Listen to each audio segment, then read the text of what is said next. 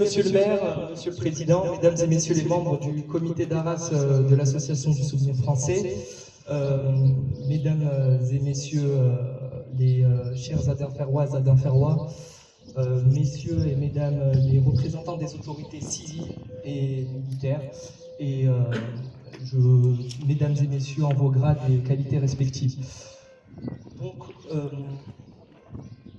je tiens tout d'abord à remercier sincèrement et chaleureusement les organisateurs de cette cérémonie, au nom de la famille Larac et en tant qu'arrière-petit-fils du lieutenant.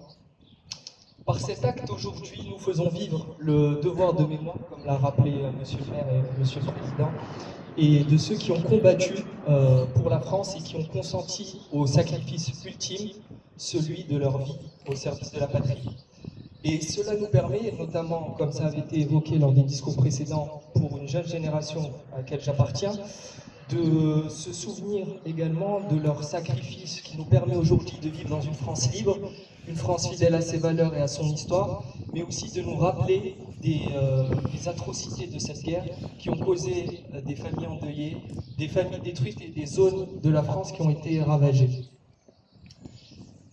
Il y a 86 ans, donc presque jour pour jour, donc le lieutenant Larac a été abattu ici à Adinfer dans un contexte qui était douloureux du mois de mai pour nos armées.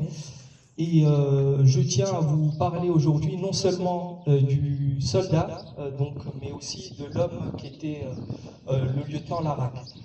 Comme vous le devinez, je ne l'ai pas connu, mais je l'ai lu, parce qu'il nous a laissé aussi de nombreuses lettres, et également on me l'a raconté.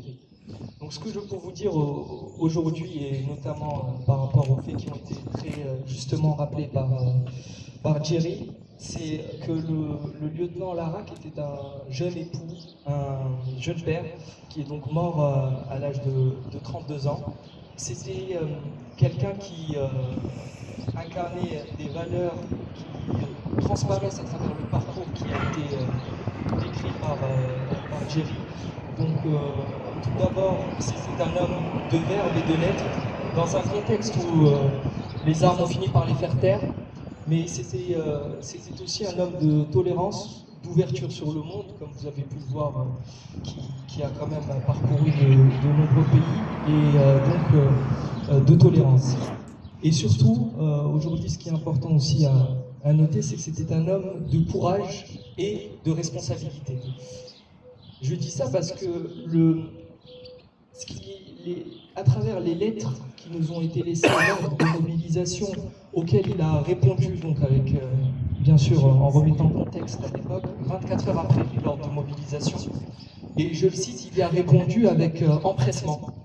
C'était le mot qu'il avait employé, et ce mot démontre aujourd'hui tout son attachement pour la défense de son pays.